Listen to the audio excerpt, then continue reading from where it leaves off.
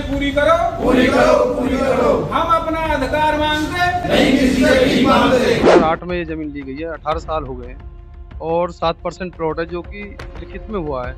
और आज यमुना प्राधिकरण उसको बिल्कुल भी मानने के लिए तैयार नहीं है। उनको काफी सबूत दिए जा चुके हैं। बाकी के पीछे कई गांवों में दे दिए गए हैं, जैसे मिर्जापुर में दे दिए गए। हमारे पास दस्तावेज है, अगर जो आपको चाहिए तो मिर्जापुर के और इनके सबके दस्तावेज है, जो 64% दे दिया गया है।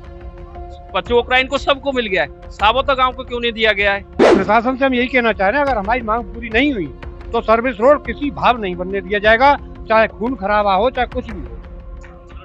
ठान लिया है। ग्रेटर नोएडा 0 पॉइंट से लेकर आगरा तक एक हाईवे बना था जिसका नाम था यमुना एक्सप्रेसवे। जी हाँ, यमुना एक्सप्रेसवे में हजारों किसानों की जमीन गई थी। जब जमीन ली थी किसानों से तो किसानों से वादे दावे भी किए थे, किसानों को आश्वासन दिया था।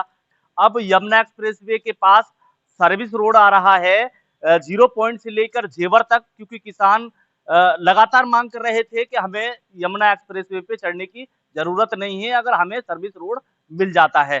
तो अब इन किसानों का कहना है कि हम उस काम को जब ही बढ़ने देंगे, जितनी भी मांगे हैं हमारी वो अगर माने सरकार तो बातचीत करने की कोशिश करेंगे। क्योंकि 2 दिन पूर्व दयानतपुर के तमाम किसान आए थे, एसडीएम साहब को ज्ञापन सौंपा था। अब साबोते के किसान आए हैं और शायद कल और किसी गांव के किसान आएंगे, यानी तमाम ऐसे ज्ञापन होंगे वो ये होंगे कि 7% आबादी प्लॉट चाहिए और 64% अतिरिक्त मुआवजा चाहिए। क्या नाम है आपका?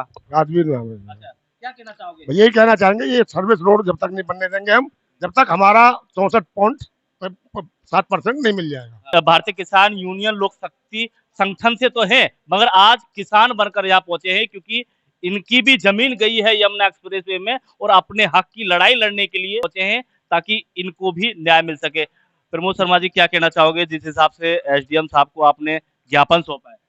ऐसा है, एसडीएम साहब को अवगत कराया गया है कि किसानों का जो 64% है, जो कि 2008 में ये जमीन ली गई है, 18 साल हो गए हैं और 7% प्लॉट है जो कि लिखित में हुआ है। और आज यमुना प्राधिकरण उसको बिल्कुल भी मानने के लिए तैयार नहीं है। उनको काफी सबूत दिए जा चुके हैं, संगठन के माध्यम से कई सबूत दे दिए हैं, कई मीटिंग हो चुकी है। कोई इनका कहना ये है यमुना प्राधिकरण का, हम 7% का प्लॉट नहीं देंगे, जबकि इनका जायज में ये बनता है 7% किसानों का, इनको देना चाहिए। बहुत गलत है, अगर ये किसानों का हक मारने की कोशिश करेंगे तो हम इनको मारने नहीं देंगे, चाहे ये लड़ाई कितनी भी लड़नी पड़े और अपने हद तक पार करेंगे हम। पवन सिंह हमारे साथ मौजूद हैं, साबोते के निवासी हैं, इनका भी हक है, आज ये भी अपना हक मांगने के लिए पहुंचे हैं, ज्ञापन इन्होंने सौंपा है। पवन जी, क्या कहना चाहोगे? आप भी ऑफिस छोड़ के आज तहसील में ज्ञापन सौंपने के लिए पहुंचे हो। सर जी, पहले तो मैं आपको धन्यवाद बोलूंगा। आप सभी ने, हमारे गांव के जितने भी हमारे किसान भाई हैं, इनका सभी की आवाज प्रशासन तक पहुंचाने के लिए आप यहाँ पे आए भी और सभी की आप कंसेंट, सहमति यहाँ पे लेके अपना ये वीडियो बना रहे हैं। तो मैं सबसे आपके माध्यम से शासन से, प्रशासन से, जितने भी यहाँ प्रशासनिक अधिकारी हैं, यमुना प्राधिकरण, सभी से एक ही बात के लिए अवगत कराना चाहता हूँ कि जब पढ़ रहा था, 2008 की बातें हैं, आज 2026 चल रही है, ऑलमोस्ट 18 साल यहाँ पे हो गए हैं इस बात को। कोई भी प्रशासन, सरकार कितना वादा खिलाफी करेगी, ये सबसे बड़ा उसका एग्जाम्पल है। अगर हम देखें उस टाइम के, जो जब हम पढ़ रहे थे तो हमने 3 ही चीजें मुख्य तौर पे वहां पे सुनी थी। पहला बात ये सुनी थी कि किसान से 800 रुपए प्रति वर्ग मीटर के हिसाब से जमीन ली जा रही है और साथ में 7% भूखंड डेवलप करके किसान को दिया जाएगा। और तीसरा 20,000 रुपए प्रति वर्ष एज ए बेरोजगार भत्ता के तौर पे 33 साल तक किसान को दिया जाएगा। उन 800 रुपए प्रति वर्ग मीटर तो दे दिए गए किसान को तभी, और जो भूखंड है आज तक नहीं दिया है किसान को। लगातार बस प्रशासन के द्वारा आश्वासन दिया गया है, जो कि सुनते आ रहे हैं कि अब मिल जाएगा, महीने भर मिल जाएगा, पर उसका अभी तक पता कुछ नहीं है कि कब मिलेगा। सभी लोग जो 20,000 रुपए प्रति वर्ष 33 साल तक देने थे, उसका तो कोई सुनने का ही मतलब नहीं है। आप भी आज भी जाओगे ना यमुना प्राधिकरण की साइट पे, जो एक एग्रीमेंट पड़ा हुआ उसमें जाके देखो तो उसमें लिख रहे हैं कि 20,000 रुपए प्रति वर्ष दिए जाएंगे, पर आज तक किसी को नहीं दिए। मांग रहे हैं लगातार, पर किसी की सुनी नहीं जा रही है।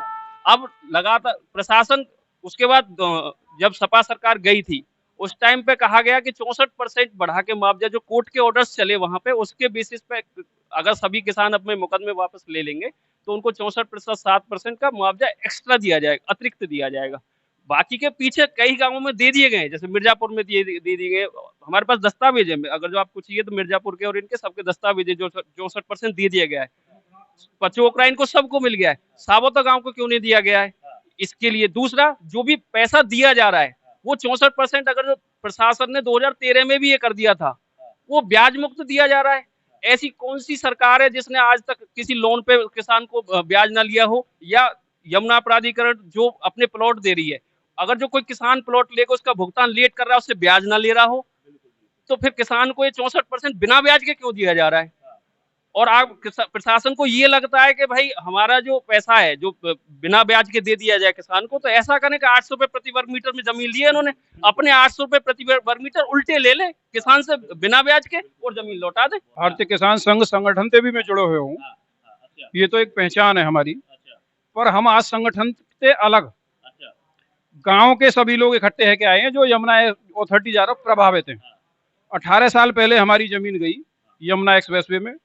पहले अथॉरिटी ने यमुना एक्सप्रेसवे के नाम पर जमीन एक्वायर करी, फिर फैसिलिटी के नाम पे और इंटरचेंज के नाम पे एक्वायर करी। इनके कानून में ये बतावे कि अगर कई जमीन को 5 साल तक, 7 साल तक या 10 साल तक यूज ना हो तो वो किसान ने वापस कर दी जाए।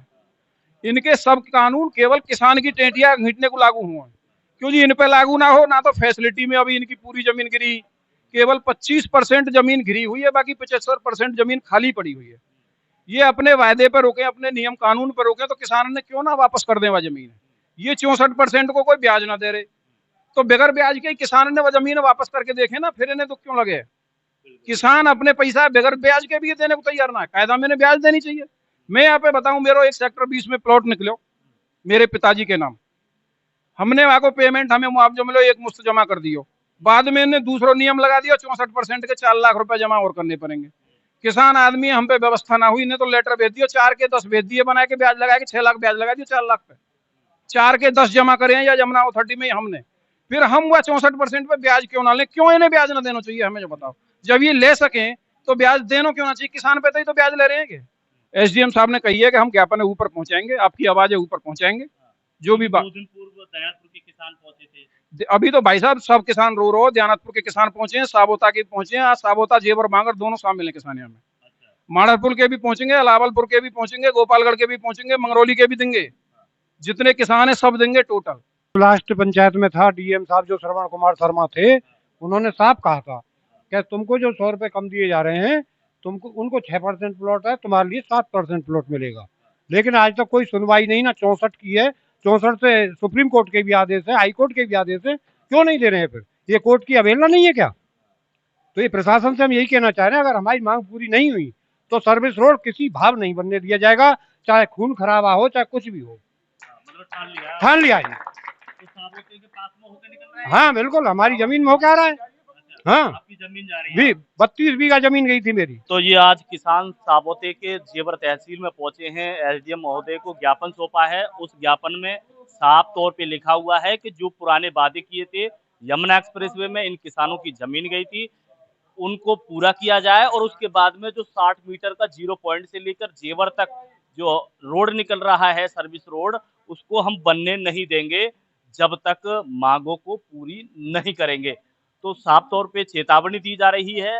2 दिन पहले दयानपुर के किसान यहाँ पहुंचे थे, अब साबोते के किसान पहुंचे, और तमाम ऐसे गांव हैं जिनकी जमीन पहले गई थी यमुना एक्सप्रेसवे में, वो भी ज्ञापन सौंपने के लिए यहाँ पहुंचेंगे। जेवर तहसील से राजकुमार राघव के साथ परविंदर गिरी, जेवर, गौतम बुद्ध नगर।